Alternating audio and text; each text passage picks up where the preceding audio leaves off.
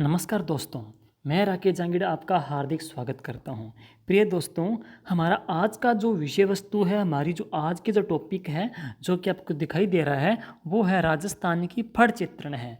तो अक्सर क्या है बच्चों कि फड़ को लेकर के बहुत सारे क्वेश्चन बनते रहते हैं, जैसे कि सबसे छोटी फड़ किसकी है, बड़ी फड़ किसकी है, किसकी फड़ में कौन से रंग का प्रयोग होता है, कौन सी फड़ में कौन सा वाद्यंत्र का प्रयोग होता है, कौन सी फड़ का वाचन किस जाति के द्वारा होता है। तो हमारे इस कंप्लीट टॉपिक के अंतर्गत है राजस्थान की फड़ चित्रण की A to Z बातें हैं बतलाई गई है। उम्मीद करते हैं ये टॉपिक आप पढ़ने के पश्चात है कभी भी फड़ कला को आप गलत नहीं करोगे। यद्यपि ये जो फड़ चित्रण है राजस्थान की हस्तकला का टॉपिक भी है, हस्तकला के में आ जाता है, कपड़े की कला के अंतर्गत। दूसरी बात, ये जो टॉपिक है राजस्थान के लोक देवता जो टॉपिक पढ़ते हैं उसके अंतर्गत भी आ जाता है। तीसरी बात, राजस्थान का जो यह जो टॉपिक है वो वाद्यंत्र में भी आ जाता है। तो वाद्यंत्र में भी फड़ का जिक्र आएगा, लोक देवताओं में फड़ का जिक्र आएगा, हस्तकला में फड़ का जिक्र आएगा। इसीलिए फड़ चित्रण दोस्तों मैंने टॉपिक यहाँ पे उठाया है। बहुत से बच्चे कहते रहते हैं कि सर इसका आप टॉपिक का एक वीडियो बनाइएगा, तो वो लेके बनाया है। जैसा कि चित्र में आपको दिखाई दे रहा है कि फड़ चित्र में से चित्र बने होते हैं। जैसे दोस्तों क्या है कि ये जो फड़ कला है ना, इसमें क्या है, कपड़ा है या कैनवास का एक पर्दा है, उसके ऊपर मिट्टी के रंगों का प्रयोग करते हुए चित्र बनाए जाते हैं। और इसके ऊपर जैसे कि आपको दिखाई दे रहे हैं ये चित्र बने होते हैं और भोपा जाति क्या करती है, इन चित्रों को पढ़ती है, रात्रि को इनको वो चित्रों को बांचती है। जो भोपे की पत्नी होती है, भोपन होती है, वो क्या होती है, लालटेन लेकर के चलती रहती है आगे आगे, और पीछे पीछे है उसका पति या जो भोपा है वो उस रोशनी में फड़ के जो चित्र बने होते हैं उन चित्रों के माध्यम से कथा लोगों को गाता है और उनको सुनाता है, जिसको फड़ बांचना भी कहते हैं। तो आगे हम पढ़ेंगे कंप्लीट फड़ के बारे में, कहाँ बनती है, कौन बनाता है, कौन बांचता है। तो सुनिए दोस्तों आगे देखिए, जैसे कि इसके अंतर्गत आपको दिखाई दे रहा है दोस्तों, हम यहाँ कर रहे हैं राजस्थान के फड़ के अंतर्गत है। जैसे कि इसके अंतर्गत लिखा हुआ है फड़ चित्रण में है। अब देखिए दोस्तों कि कपड़ क्या है, कपड़े पर मिट्टी के रंगों से किया गया चित्रांकन कहलाता है क्या, फड़ कहलाता है। कपड़े के ऊपर मिट्टी के जो रंगों का जो चित्रांकन किया जाता है उसे क्या बोलते देते हैं दोस्तों, उसे फड़ कहा जाता है। और ये क्या होती है, इसमें देवताओं की गाथा होती है। कोई देवता ने कोई विशेष काम किया है, उसकी विशेष खूबी है, वीरता देवता किया जाती है, उन वीरता को दोस्तों गाया जाता है, तो इसको कहते हैं देवताओं की गाथा होती है। सामान्यतः फड़ कितनी मीटर लंबी होती है दोस्तों, यह फड़ जो होती है तकरीबन 30 फीट लंबी होती है और 5 फीट ये तकरीबन चौड़ी मानी जाती है। अब मेन जो बात आती है दोस्तों, वेरी वेरी इंपॉर्टेंट है कि राजस्थान में फड़ चित्रण का प्रधान जो केंद्र है वो कौन सा है, शाहपुरा भीलवाड़ा है। देखिए राजस्थान में जो फड़ बनती है दोस्तों, ये जो फड़ बनती है वो कहाँ बनती है, शाहपुरा भीलवाड़ा में बनती है। तो राजस्थान में फड़ चित्रण का जो मेन केंद्र है दोस्तों वो कौन सा है, शाहपुरा भीलवाड़ा है। शाहपुरा भीलवाड़ा कई चीज़ों के लिए प्रसिद्ध है, जैसे कि अभी आपने पढ़ा ये है फड़ चित्रण का मेन केंद्र है। दूसरी बात और पढ़ोगे, राजस्थान के अंतर्गत है, हम बात करते हैं एकीकरण के समय की दोस्तों।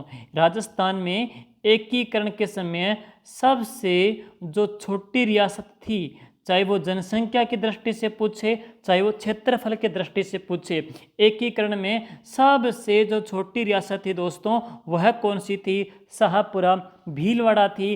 फड़ चित्रण भी कहाँ का प्रसिद्ध है, शाहपुरा भीलवाड़ा का है। इसके अलावा आप पढ़ोगे दोस्तों तो राजस्थान में एक संप्रदाय की पीठ है, जिसका संप्रदाय का जो नाम है वो क्या है, राम स्नेही संप्रदाय है। तो राम स्नेही संप्रदाय की जो पीठ है दोस्तों वो कहाँ पे है, शाहपुरा भीलवाड़ा में है। इसी शाहपुरा भीलवाड़ा में राम स्नेही संप्रदाय का दोस्तों एक मेला लगता है, उस मेले का नाम क्या है, फूल डोल मेला है। तो फूल डोल जो मेला लगता है चैत की कृष्ण की एकम से चैत की कृष्ण की पंचमी तक लगता है, रंग पंचमी तक लगता है। लेकिन डोल ग्यारस का जो मेला दोस्तों वो 12 में बढ़ता है। इसके अतिरिक्त और पढ़ेंगे दोस्तों तो राजस्थान के अंतर्गत एक साहित्यकार का नाम आ जाता है केसरी सिंह जी बाराहट। तो राजस्थान के साहित्यकार हैं जिसने चेतावनी री चुंगठिया लिखी थी केसरी सिंह जी बाराहट ने। और चेतावनी री जो चुंगठिया है उसमें कुल 13 सोरठे थे। केसरी सिंह जी बाराहट का संबंध कहाँ से है? देवपुरा, शाहपुरा, भीलवाड़ा से माने जाते हैं। एक और राजस्थान के साहित्यकार हैं जिसने वीर विनोद ग्रंथ लिखा था दोस्तों, उनका नाम क्या है? श्यामल दास है। तो श्यामल दास का संबंध भी दोस्तों कहाँ से है? शाहपुरा, भीलवाड़ा से माना जाता है। और हम बात करते हैं शाहपुरा भीलवाड़ा क्यों चर्चित है दोस्तों, हम बात आएगी यहाँ पे प्रजामंडल की बात आती है। प्रजामंडल का मुख्य उद्देश्य क्या था? प्रजा का उत्तरदायी शासन स्थापित करना, रियासतों में प्रजा का उत्तरदायी शासन स्थापित करना। और सबसे पहले वेरी वेरी इंपॉर्टेंट प्रश्न आएगा कि सबसे पहले जनता का उत्तरदायी शासन, सबसे पहले जनता का उत्तरदायी जो शासन है वो कौन से प्रजामंडल ने स्थापित किया था दोस्तों? तो वह किया था शाहपुरा भीलवाड़ा ने ही किया था। तो ये बहुत ही महत्वपूर्ण केंद्र है। और हमारा यहाँ पे मेन जो टॉपिक है वो क्या है? फड़ चित्रण है। तो राजस्थान में फड़ चित्रण दोस्तों वो उसका मेन केंद्र कौन सा है? शाहपुरा भीलवाड़ा माना जाता है। और फड़ जो बनाती है वो जाति कौन सी है दोस्तों? तो फड़ बनाने वाली जो जाति है दोस्तों वो कौन सी है? जोशी परिवार है। फड़ जो बनाता है वो दोस्तों वो कौन सी फैमिली है? जोशी परिवार है। और हम बात करते हैं राजस्थान के अंतर्गत है फड़ चित्रण का जो मेन जनक है वो कौन सा है? श्री लाल जोशी है। तो राजस्थान में फड़ चित्रण के जो जनक है, जैसे कि आपको फोटो में यहाँ पे दिखाई दे रहा है कि फड़ चित्रण के राजस्थान के जो जनक है दोस्तों तो वो कौन से हैं? श्री लाल जी जोशी है। तो इनका जो नाम है वो है श्री लाल जोशी। और इनको वर्ष 2006 के अंतर्गत है एक पुरस्कार मिला गया था और वो पुरस्कार कौन सा है? पद्म श्री पुरस्कार है। तो दोस्तों यह फड़ चित्रण के राजस्थान में जनक माने जाते हैं श्री लाल जी जोशी। और एक बात और आती है कि इसमें मैंने नाम लेकर रखा है पार्वती जोशी। दोस्तों पार्वती जो जोशी है यह देश की पहली फड़ चितेरी महिला है। तो देश की पहली फड़ चितेरी जो स्त्री जो महिला है वो कौन सी है? पार्वती जोशी है। एक यहाँ पे लिख रखा है गोतली देवी। गोतली देवी फड़ की इंटरनेशनल कलाकार है, फड़ की अंतर्राष्ट्रीय कलाकार है। तो फड़ कला को वैश्विक पटल पर जिसने पहचान दिलाई थी वो गोतली देवी है। तो फड़ की इंटरनेशनल जो कलाकार है दोस्तों वो तो कौन सी है? गोतली देवी। और देश की पहली फड़ चितेरी जो महिला है दोस्तों तो वह कौन सी है? पार्वती जोशी। तो ये दोनों महिलाएं भी इसकी कलाकार मानी जाती है। अब बात आती है दोस्तों नेक्स्ट कि फड़ का जो वाचन है वो कौन सा परिवार करता है? दोस्तों फड़ का वाचन करता है भोपा जाति। तो फड़ का जो वाचन होता है वो कौन सी फैमिली के द्वारा होता है? तो फड़ को जो पढ़ना है, फड़ को जो पढ़ना होता है उसे क्या बोलते हैं? बाँचना कहते हैं। और फड़ का जो बाँचना है वह कौन सी जाति करती है? भोपा जाति करती है दोस्तों। और राजस्थान में भोपा जाति की जो कुल देवी है दोस्तों वो कौन सी है? वीरात्रा माता है। वीरात्रा माता का मंदिर दोस्तों जो है वो कहाँ पे? चौहटन बाड़मेर में है। वीरात्रा माता जी का जो मंदिर है दोस्तों वो चौहटन बाड़मेर के अंतर्गत है। चौहटन जो बाड़मेर दोस्तों पूरे भारत में किसके लिए प्रसिद्ध है? गोंद के लिए प्रसिद्ध है। इसी चौहटन बाड़मेर में एक मेला लगता है, 4 साल में एक बार लगता है, वो कौन सा है? सुइया माता का मेला लगता है। इसी चौहटन बाड़मेर के अंतर्गत दोस्तों एक मेला और लगता है, वो कौन सा है? कपालेश्वर महादेव का लगता है। इसी चौहटन जो बाड़मेर की बात करते हैं दोस्तों तो राजस्थान की एक कला प्रसिद्ध है जिसका नाम है मिरर वर्क है। तो मिरर वर्क जिसकी प्रसिद्ध जो कलाकार रूमा देवी बाड़मेर की मानी जाती है। मिरर वर्क कहाँ की प्रसिद्ध है? चौहटन बाड़मेर की प्रसिद्ध है।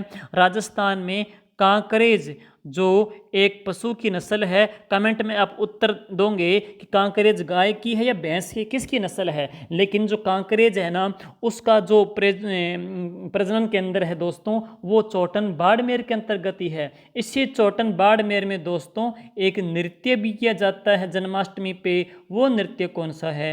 कानूड़ा नृत्य। कपालेश्वर महादेव मंदिर चौहटन में। सुइया माता का मेला लगता है चौहटन में। सर्वाधिक गोंद का उत्पादन कहाँ पे होता है? चौहटन में है। चौहटन में किसकी देवी की मूर्ति है, वीरात्रा माता की प्रतिमा है। वीरात्रा माता को किन की कुल देवी कहते हैं? भोपों की कुल देवी कहते हैं। भोपा जाति क्या काम करती है? फड़ को बांधती है। लेकिन फड़ को जो बनाती है दोस्तों, वह जाति कौन सी है? तो वो जोशी परिवार आ जाएगा। अब एक बात आएगी, फड़ को ठंडी करना क्या कहलाता है? देखो यहाँ पे मैंने लिख रखा है फड़ को ठंडी करना। दोस्तों देखते हैं कि जब भी कोई फड़ अक्सर बार बार जब पड़ते हैं ना, तो इतनी पुरानी हो जाती है कि वो कट जाती है, फट जाती है। तो ये कटी फटी जो फड़ है उसको सीधा ही फेंकते नहीं है, क्योंकि देवताओं का रूप होता है। इसलिए क्या किया जाता है, उस फड़ का सबसे पवित्र झील में विसर्जन कर देते हैं। वह झील कौन सी है? पुष्कर झील। तो उसे क्या बोल देते हैं? फड़ को ठंडी करना कहलाता है। और अब है चौमासा। चौमासा दोस्तों जिसमें फड़ का वाचन नहीं होता। चौमासा कब से कब तक होता है दोस्तों? देव शनि 11 से लेकर के देव उठनी 11, ये जो टाइम है वो 4 महीने का होता है। आषाढ़ की शुक्ल की 11 को देवता सो जाते हैं और कार्तिक की शुक्ल की 11 को देवता उठ जाते हैं। तो इन 4 महीनों को चौमासा कहते हैं। इन चौमासे में भी फड़ का वाचन दोस्तों नहीं किया जाता है। अक्सर फड़ में 2 रंगों का प्रयोग करते हैं, लाल और हरे रंग का प्रयोग दोस्तों फड़ के अंतर्गत किया जाता है। तो लाल और हरे रंग का प्रयोग भी किया जाता है। अब बात करते हैं हाड़ी रानी की घटना। दोस्तों एक हाड़ी रानी जिसने अपना शीश काट करके अपने पति रतन सिंह चोंडावत को भेंट किया था, उस हाड़ी रानी की राज्य की पहली ऐतिहासिक फड़ है जो कि शांतिलाल जोशी ने चित्रित की थी। तो पहली हिस्ट्रिक जो फड़ कौन सी है? हाड़ी रानी की। फड़ में रंग कौन कौन से यूज होते हैं? लाल और हरा रंग यूज होता है। फड़ को ठंडी करना कहलाता है। फड़ का पुष्कर में बहा देना। फड़ का वाचन करेगी भोपा जाति। फड़ को बनाएगी जोशी परिवार। फड़ का जनक श्रीलाल जोशी, इंटरनेशनल कलाकार गौतली देवी। और देश की पहली फड़ चित्री महिला कौन सी है दोस्तों? तो वो मानी जाती है पार्वती जोशी मानी जाती है। और राजस्थान में फड़ चित्रण का दोस्तों जो मेन केंद्र है वो कौन सा है? शाहपुरा भीलवाड़ा माना जाता है, जिसकी तमाम खूबियां दोस्तों मैंने आपको बतला दी है। अब आगे देखते हैं नेक्स्ट। श्रीलाल जोशी आपने पढ़ी लिए हैं, फड़ के जनक माने जाते हैं। अब दोस्तों आगे देखिएगा, यहाँ पे मैं लिख रहा हूँ, मैंने दिखाया है। सबसे पहली दोस्तों मैंने जो फड़ ली है वो ली है ऊंटों की देवता कौन से? पाबूजी है। पाबूजी की फड़ ली है दोस्तों। और ऊंटों के देवता है तो कब बांचेंगे दोस्तों? जब ऊंट बीमार हो जाता है। आपसे सिंपल पूछ लेते हैं कि ऊंट के बीमार होने पर किसकी फड़ बांधी जाती है? तो वो किसकी फड़ बांधते हैं? पाबूजी की फड़ बांधते हैं। नंबर 1 बात। दूसरी बात है, ऊंट पालक जो जाति है दोस्तों वो कौन सी है? रायका और रेबारी जाति है। तो इस फड़ का जो वाचन है वो दोस्तों कौन करते हैं? रायका और रेबारी जाति के द्वारा इस फड़ का वाचन किया जाता है, जो कि ऊंट पालक जाति है। और एक बात और दोस्तों, ये जो फड़ होती है ना, पाबूजी की जो फड़ होती है, पाबूजी की फड़ में कौन से वाद्य यंत्र का प्रयोग किया जाता है दोस्तों? तो पाबूजी की फड़ में रावण हत्ता वाद्य यंत्र का प्रयोग किया जाता है, जो कि आपको चित्र में दिखाया जा रहा है कि एक आधा कटा नारियल होता है। आधे कटे जो नारियल है दोस्तों, इस आधे कटे नारियल के ऊपर है यहाँ पे एक तरफ तार बंध जाते हैं। और ये कुल तार कितने होते हैं दोस्तों? इसमें कुल होते हैं 9 तार होते हैं। कई बार प्रश्न आया हुआ है एग्जाम में कि रावण हत्ता में कुल तारों की संख्या कितनी होती है दोस्तों? इसमें कुल 9 तार होते हैं, जिसको एक लकड़ी की गज की सहायता से बजाया जाता है। तो पाबूजी की फड़ में कौन से वाद्य यंत्र का प्रयोग होता है? तो रावण हत्ता। दोस्तों एक चीज गौर करना, ये रावण हत्ता है पाबूजी की फड़ में भी यूज होता है, जबकि रामदेव जी की फड़ में भी इसका प्रयोग किया जाता है। अब बात करते हैं कि जब पाबूजी की फड़ बांधते हैं दोस्तों, तो पाबूजी की घोड़ी थी जिसका नाम क्या था? केसर कालमी था। और ये जो घोड़ी है पाबूजी को देवल चारणी ने दी थी। ये केसर कालमी एक चमत्कारी घोड़ी है। कहते हैं कि जब पाबूजी की फड़ बांधते हैं तो केसर कालमी को कौन से रंग से रंगा जाता है? तो केसर कालमी को दोस्तों काले रंग से रंगा जाता है। तो पाबूजी की फड़ बांधते समय, पाबूजी की फड़ बांधते समय पाबूजी की घोड़ी को काले रंग से रंगा जाता है। और वाद्य यंत्र कौन सा है दोस्तों? इसमें रावण हत्ता का प्रयोग किया जाता है। इसका वाचन कौन सी जाति करती है? तो रायका और रेबारी जाति करती है। कब बांधते हैं दोस्तों? यह ऊंट के बीमार होने पर यह बांधी जाती है। अब आगे सुनिए, नेक्स्ट है पाबूजी की फड़ की खूबियां क्या है? सुनिए दोस्तों, यह राजस्थान की सबसे लोकप्रिय फड़ है। आपसे पूछा जाए दोस्तों कि राजस्थान में सबसे लोकप्रिय फड़ किसकी है दोस्तों? तो वो मानी जाती है पाबूजी की फड़ है। सबसे लोकप्रिय जो फड़ है वो पाबूजी की बहुत ज़्यादा दोस्तों यह प्रचलित मानी जाती है। और इसके अलावा दूसरी जो खूबी बात करते हैं, राजस्थान में सबसे चौड़ी फड़ है, सबसे चौड़ी फड़ है वो भी किसकी है? पाबूजी की फड़ है। सबसे लोकप्रिय फड़ भी है, सबसे चौड़ी फड़ भी है। लेकिन तीसरी बात दोस्तों वेरी वेरी इंपॉर्टेंट है कि पाबूजी की फड़ एक ऐसी फड़ है जिसमें सबसे कम चित्रांकन है, यानी कि चित्र सबसे कम बने हैं। तो सबसे कम चित्रों वाली फड़ किसकी है दोस्तों? पाबूजी की फड़।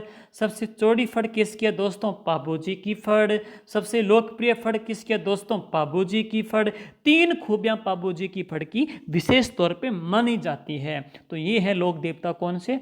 पाबूजी। जिनकी फड़ में कौन से वाद्य यंत्र का प्रयोग किया जाता है दोस्तों? तो रावण हत्ता का प्रयोग किया जाता है। और रावण हत्ता में कुल कितने तार होते हैं? 9 तार इसके अंतर्गत होते हैं। नेक्स्ट देखते हैं दोस्तों, नेक्स्ट आपको इसमें दिखाया जा रहा है वो देखिए। नेक्स्ट इसमें दोस्तों मैंने लिया है देवनारायण जी की फड़ है। गुर्जरों के जो इष्ट देवता है दोस्तों वो कौन से हैं? देवनारायण जी है। यहाँ पे मैंने देवनारायण जी का जिक्र किया दोस्तों। देवनारायण जी, देवनारायण जी है दोस्तों। बात करते हैं देवनारायण जी को राज्य क्रांति का जनक कहते हैं, लक्ष्मण का अवतार कहते हैं। उदय सिंह बचपन का नाम था, उद्दल भगवान भी इनको कहा जाता है। और इनके प्रतीक के रूप में ईंट की पूजा की जाती है। आयुर्वेदिक चिकित्सा के जनक माने जाते हैं। वो लोक देवता दोस्तों कौन से हैं? देवनारायण जी हैं। देवनारायण जी, देवनारायण जी की दोस्तों जो फड़ है इसकी सबसे पहली बात यह है कि इनकी फड़ का जो वाचन है वो गुर्जर बोपे करते हैं। तो देवनारायण जी की जो फड़ है दोस्तों इनका वाचन कौन करते हैं? अविवाहित गुर्जर बोपे करते हैं। दूसरी खूबी देखिए, देवनारायण जी की जो फड़ है इनकी फड़ में कौन से वाद्य यंत्र का प्रयोग होता है दोस्तों? तो देवनारायण जी की फड़ में जंतर वाद्य यंत्र का प्रयोग किया जाता है। जंतर, जो कि मैं आपको दिखाता हूं दोस्तों, ये है जंतर वाद्य यंत्र है। जंतर वाद्य यंत्र की बात करते हैं तो इसमें आप पढ़ेंगे कि दोनों सिरों के ऊपर है दो तुम्बे होते हैं जिनके ऊपर चमड़ा कस करके तार बांधे जाते हैं। और इसके ऊपर जो खाल होती है दोस्तों, ये जो खाल होती है वो मगरमच्छ की खाल होती है, मगरमच्छ की खाल होती है। और तार कसे जाते हैं। इसमें दोस्तों जो तार होते हैं वो 5 या 6 तार होते हैं। इसमें 5 या 6 तार होते हैं। तो तारों की जो लय है उसको छेड़ करके इसमें ध्वनि उत्पन्न की जाती है। इसीलिए तार वाले दोस्तों वाद्य यंत्र वो किस में आते हैं?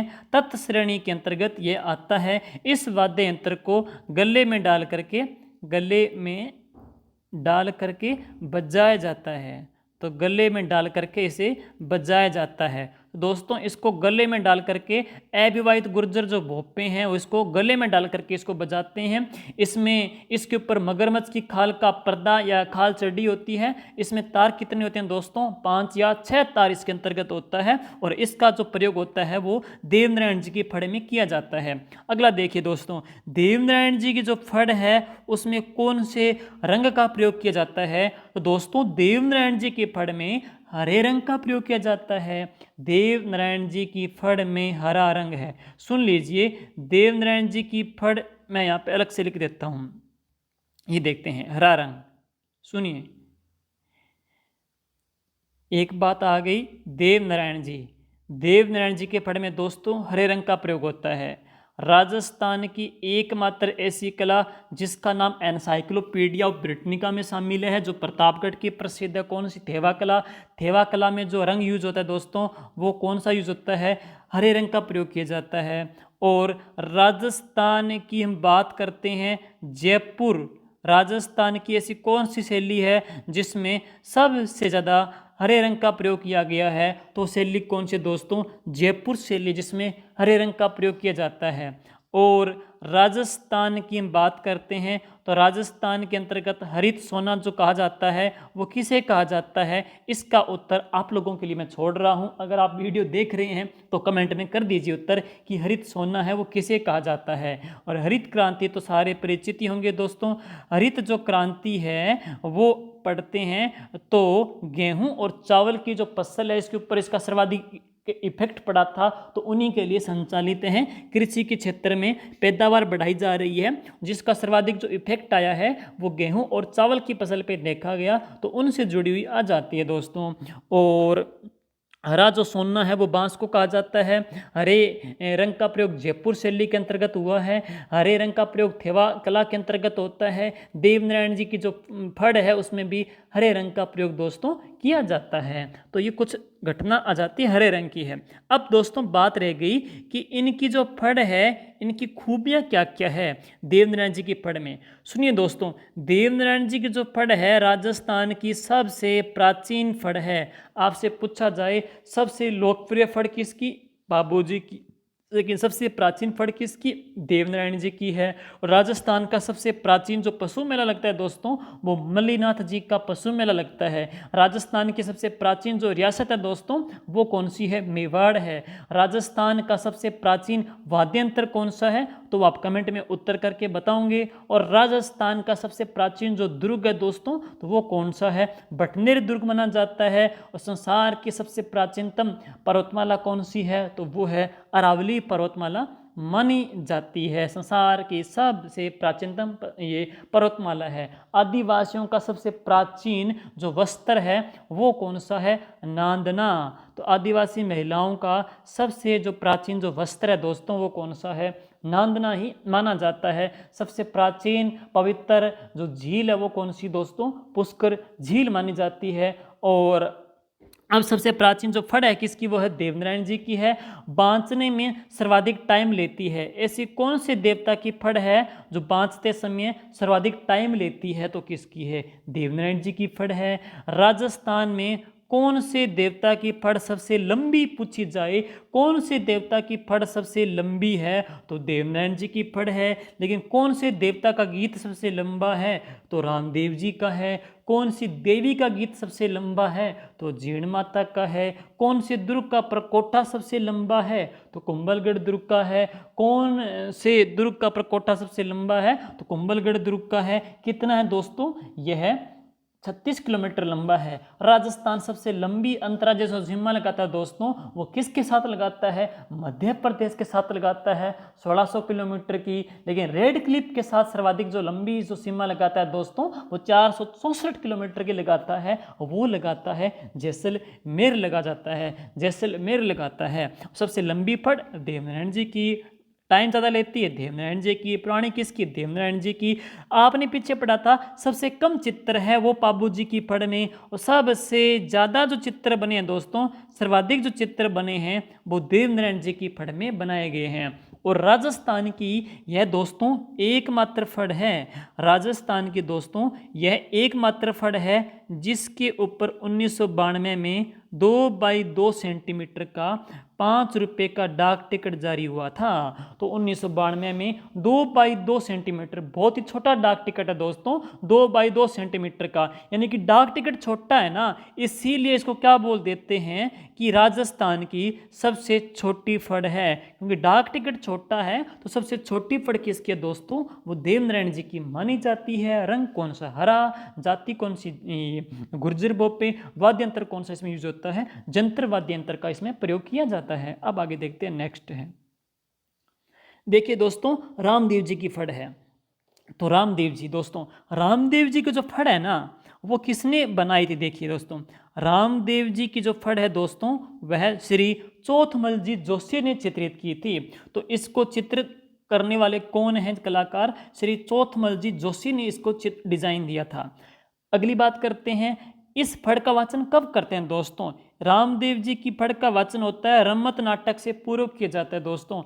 रम्मत, रामदेव जी की फड़ का जो वाचन होता है वो रम्मत नाटक के अंतर्गत होता है। रम्मत दोस्तों क्या होती है? लकड़ी का एक पाट होता है, इस पाट के ऊपर कलाकार है ना वो देवी देवताओं के कुछ हिस्ट्री के गाथाएं होती है, वो इसमें नाटक करते हैं। इन नाटकों को क्या कहते हैं? रम्मत कहते हैं, जो कि बीकानेर की प्रसिद्ध मानी जाती है। लेकिन रम्मत का जो जन्म हुआ था वो जैसलमेर में हुआ था। स्वतंत्र एक बावनी साहित्य लिखा था, कवि तेज ने लिखा था। लेकिन प्रसिद्ध कहाँ पे हुई थी? बीकानेर में। बीकानेर में इसको लकड़ी के पाट के ऊपर दिखाया जाता है। तो दोस्तों बीकानेर में रम्मत को क्या बोल देते हैं? पाटा संस्कृति भी कहा जाता है। और पहली जो रम्मत होती है वो फक्कड़ दाता की मानी जाती है, र से रम्मत। लेकिन रम्मत नाटक जब शुरू करेंगे तो शुरू करने से पहले किसकी फड़ बांचेंगे? रामदेव जी की, र से रहमत, र से रहबाज। तो रम्मत जब नाटक करते हैं तो कौन से वाद्य यंत्र का प्रयोग करते हैं? रबाज का। और रबाज में कुल तार कितने होते हैं? 12 तार दोस्तों इसमें माने जाते हैं। और रामदेव जी की जो फड़ है वो कौन सी जाति बाँचती है? तो कामड़ जाति की भोपे इसका वाचन करते हैं। और रामदेव जी की फड़ में और पाबू जी की फड़ में, दोनों की फड़ में कौन से वाद्य यंत्र का प्रयोग किया जाता है? तो रावण हत्ता वाद्य यंत्र का प्रयोग किया जाता है। ये थी रामदेव जी की फड़ दोस्तों। अब आगे नेक्स्ट देखिए। अब बात करते हैं नेक्स्ट अपने भैंसासुर की फड़ का है। भैंसासुर की फड़, जैसा कि आपको दिखाया जा रहा है, ये कौन से लोक देवता हैं? ये हैं भैंसासुर है, महिषासुर, भैंसासुर है। सुनिए दोस्तों इनके बारे में। भैंसासुर की जो फड़ की खूबी है पहली वो क्या है? इस फड़ का वाचन नहीं होता दोस्तों। ये राजस्थान की एकमात्र ऐसी फड़ है जिसका वाचन नहीं होता बल्कि पूजा की जाती है। तो वो कौन सी लोक देवता हैं? कौन, वो किसकी फड़ है दोस्तों? वो भैंसासुर की फड़ है। तो इस फड़ का वाचन नहीं होता बल्कि पूजा की जाती है। और यह फड़ चोरी करने से पहले, चोरी करने जाते हैं दोस्तों, तो चोरी करने जाते हैं तो चोरी करने जाने से पहले इस फड़ का मुखर वाचन न होकर के मौन वाचन होता है। मौन वाचन होता है ताकि मुखर वाचन करेंगे तो लोग सुन लेंगे और शिकायत हो जाएगी। इसलिए सदस्य जो क्या करते हैं, चोरी करने वाले जाते हैं ना, तो चुपके से बैठ करके मन ही मन में इस फड़ का वाचन कर लेते हैं। तो मौन वाचन होता है वो किसकी फड़ का होता है? भैंसासुर की फड़ का है। लेकिन एक त्योहार आता है माघ की अमावस को, और उस अमावस को दोस्तों क्या बोल देते हैं? मौनी अमावस्या कहते हैं। तो माघ की जो अमावस होती है उसे मौनी अमावस्या कहते हैं। मौन जो वचन होता है वो भैंसासुर की फड़ का होता है। अगर जो भी स्टूडेंट रीट का अगर क्लास लगा रहा है तो ये कमेंट में उत्तर दे दीजिए कि सबसे जो उपयुक्त मौन वाचन है वो कौन सी क्लास से माना जाता है? मौन वाचन किस क्लास से शुरू कर देना चाहिए? और मौनी अमावस्या माघ की अमावस को मनाई जाती है। मौन वाचन किसकी फड़ का? भैंसासुर की फड़ का है। या आपसे पूछे कि एकमात्र ऐसी फड़ जिसका वाचन न हो करके पूजा करेंगे तो किसकी है? भैंसासुर की फड़ का है। अब आगे देखिए, रामदला और कृष्णदला की फड़ है दोस्तों। भगवान राम की और भगवान कृष्ण जी की जो चित्र आपको इसमें दिखाई जा रहा है, इसमें वैसे चित्र बनाए गए हैं फड़ के ऊपर। भगवान राम की लीलाओं के तो रामदला, भगवान कृष्ण की लीलाओं के तो कृष्णदला। लेकिन ये जो फड़ दोस्तों वो किसने चित्रित की थी? तो ये जो फड़ है वो धूलजी चित्तेरे ने चित्रित की थी। जबकि चौथमल जोशी ने रामदेव जी की फड़ चित्रित की। हाड़ी रानी की फड़ है वो किसने चित्रित की थी? शांतिलाल जोशी ने चित्रित की थी। फड़ का जनक कौन है? श्रीलाल जोशी। फड़ की पहली महिला कलाकार पार्वती जोशी। फड़ की इंटरनेशनल महिला कलाकार गोतली देवी मानी जाती है। और धूलजी चित्तेरे ने रामदला कृष्णदला की फड़ बनाई थी। और रामदला कृष्णदला की जो फड़ है दोस्तों वो कहाँ प्रचलित है? तो यह जो फड़ है वो हाड़ौती क्षेत्र में बहुत ज़्यादा बांची जाती है। लेकिन भैंसासुर की फड़ और रामदला कृष्णदला की फड़, इन दोनों की फड़ में दोस्तों कोई भी वाद्य यंत्र का प्रयोग नहीं होता। लेकिन बिना वाद्य यंत्र के हैं। और राजस्थान का आपसे पूछा जाए ऐसा कौन सा नृत्य है जो बिना वाद्य यंत्र की सहायता से किया जाता है? तो वह कौन सा है? वालर नृत्य है। वालर नृत्य में भी कोई वाद्य यंत्र का प्रयोग नहीं होता। भैंसासुर की फड़ में कोई वाद्य यंत्र का प्रयोग नहीं होता।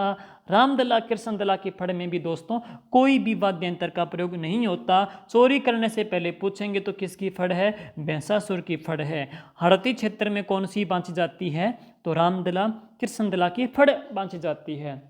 अब सुनिए, देखिए, गोगा जी की जो फड़ है दोस्तों, गोगा जी की जो फड़ है, गोगा जी थे वो चौहान जाति के थे, इसलिए इनकी जो फड़ है दोस्तों वह चौहान जो भोपे हैं वो बांचेंगे। लेकिन जब फड़ बांचते हैं ना तो कौन से वाद्य यंत्र का प्रयोग किया जाता है? तो डेरू वाद्य यंत्र का प्रयोग किया जाता है। जैसे कि आपको दिखाया जाता है, डेरू डमरू का छोटा रूप होता है दोस्तों, डेरू हैं। और यह जो डेरू हैं वो कौन सी श्रेणी का वाद्य यंत्र है? तो इसके ऊपर चमड़ा मंडा होता है और ये किस श्रेणी का जाता है? अवनद श्रेणी का वाद्य यंत्र है। तो अवनद श्रेणी का वाद्य यंत्र माना जाता है। अब बात करते हैं अमिताभ बच्चन की जो फड़ है दोस्तों। अमिताभ बच्चन की फड़ भी तैयार की गई अभी कुछ साल पहले, और यह दो दंपति थे, रामलाल जी बोप्पा, उसकी पत्नी थी पतासी थी। इन दोनों ने अमिताभ बच्चन की फड़ का वाचन दोस्तों अमेरिका में किया था, और इसमें एक मॉडर्न ड्रम का प्रयोग किया गया था। एक ड्रम सा था वाद्य यंत्र, इस ड्रम का प्रयोग इसके अंतर्गत है वो किया गया है। तो मॉडर्न ड्रम का प्रयोग इसके अंतर्गत किया गया है, तो वह अमिताभ बच्चन की फड़ के अंतर्गत है। तो ये थे फड़ को लेकर के है। अब जैसे आपसे प्रश्न कुछ पूछ ले, जैसे कि आपसे एक तरफ दे दे कि सबसे कम चित्रांकन वाली फड़, एक आ जाएगा सर्वाधिक चित्रांकन वाली फड़, एक आएगा फड़ का वाचन नहीं पूजन होता है वो किसकी फड़ है, और एक आपसे पूछ लेगा कि इसके अंतर्गत हम पूछ सकते हैं कि कौन सी फड़ है जो कि हाड़ौती क्षेत्र में प्रचलित है। अब जैसे कि सबसे कम चित्रों वाली दोस्तों हैं तो आप बता सकते हो, आपने पीछे पढ़ा ही है कि सबसे कम चित्र बने हैं तो किसकी फड़ में बने हैं? पाबुज जी की फड़ में। सर्वाधिक चित्रांकन किसकी फड़ में बने हैं? देवनारायण जी की फड़ में। और वाचन नहीं पूजन होता है तो किसकी फड़ का? भैंसासुर की फड़ का है। और हाड़ौती क्षेत्र में कौन सी प्रचलित है? तो वह आ जाती है रामदला और कृष्णदला की फड़ आ जाती है। इसके बाद और देखिए, आपसे पूछेगा वाद्य यंत्र, जैसे कि आपको दे देगा वो डेरू, फिर आपको दे देगा रावण हत्ता, और फिर इसके अंतर्गत दे देगा जंतर, और इसके अंतर्गत वो दे देगा इकतारा। और यहाँ पे कुछ नाम लिखे होंगे, गोगा जी की फड़ और रामदेव जी की फड़ है,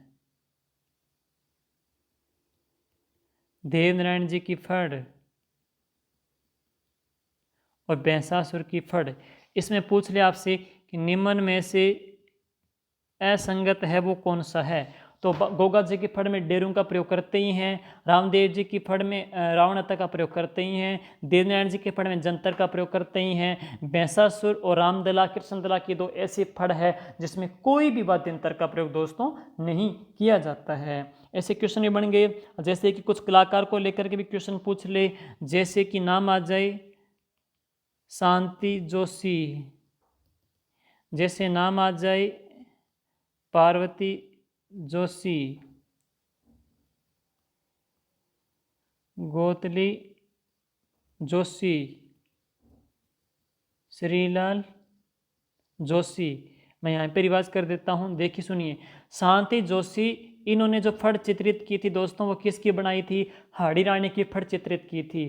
पार्वती जोशी देश की पहली फड़ चितेरी जो महिला है वो कौन सी है? पार्वती जोशी है। फड़ की जो अंतर्राष्ट्रीय कलाकार है वो कौन सी है? गोतली जोशी है। और फड़ चित्रण का जो जनक है जिनको पद्मश्री पुरस्कार मिला दोस्तों, तो वो कौन से हैं? श्रीलाल जी जोशी हैं। उम्मीद करता हूँ ये फड़ चित्रण आपको अच्छे से बखूबी से समझ में आ गया होगा। जय हिंद दोस्तों, जय हिंद, जय भारत।